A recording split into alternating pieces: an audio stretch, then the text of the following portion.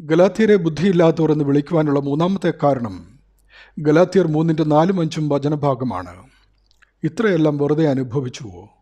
വെറുതെ എത്രയെന്ന് വരികിൽ, എന്നാൽ നിങ്ങൾക്ക് ആത്മാവിനെ നൽകി നിങ്ങളുടെ ഇടയിൽ വീര്യപ്രവൃത്തികളെ ചെയ്യുന്നവൻ ന്യായപ്രമാണത്തിൻ്റെ പ്രവൃത്തിയാലോ വിശ്വാസത്തിൻ്റെ പ്രസംഗം കേട്ടതിനാലോ അങ്ങനെ ചെയ്യുന്നത്. വീര്യപ്രവൃത്തികൾ ഗലാത്യയിൽ നടന്നത് ആത്മശക്തിയാലും വചനത്തിൻ്റെ കേൾവിയാലുമായിരുന്നു. സത്യസുവിശേഷം കേട്ട് ആത്മാവിനെ പ്രാപിക്കുകയും അതിശയങ്ങൾ കാണുകയും ചെയ്ത് യേശുവിൻ്റെ സഭാഗാത്രത്തിൽ അംഗങ്ങളായവർ ന്യായപ്രമാണത്തിലേക്ക് തിരികെ പോകുമ്പോൾ ക്രിസ്തുവും അപ്പോസ്തലന്മാരും വിശ്വാസികളും സഹിച്ച പീഡാനുഭവങ്ങൾ വെറുതെയാകുകയാണ്.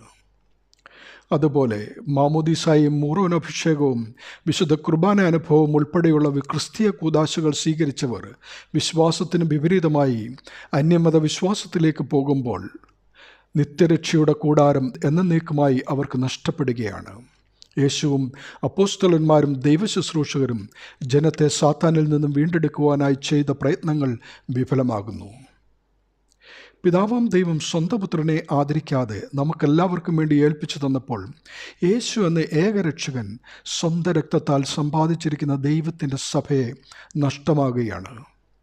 ദൈവവിളി അനുസരിച്ച് ജഡത്തിലെ ശൂലമെന്ന് വിശേഷിപ്പിച്ച രോഗപീഠയും കൊടിയ പീഡകൾ അനുഭവിച്ചുകൊണ്ടാണ് പൗലോസ് അപ്പോസ്തലൻ സുവിശേഷം അറിയിച്ചതെന്ന് 2 കൊരിന്ത്യർ 11:23 മുതൽ 28 വരെയുള്ള തിരുവചനങ്ങൾ വിവരിക്കുന്നു. അതുമൂലം അപ്പോസ്തലൻ്റെ കഷ്ടതകളും വ്യർത്ഥമാകുകയാണ്. യേശുവും ശിഷ്യന്മാരും വിശുദ്ധരും നമുക്ക് വേണ്ടിയാണ് രക്തം ചിന്തിയത് എന്ന ബോധ്യം നമ്മെ ഭരിക്കട്ടെ. സാത്താൻ വീണ്ടും അടിമപ്പെടാതെ വിശ്വാസത്തെ മുറുകെ പിടിക്കുക.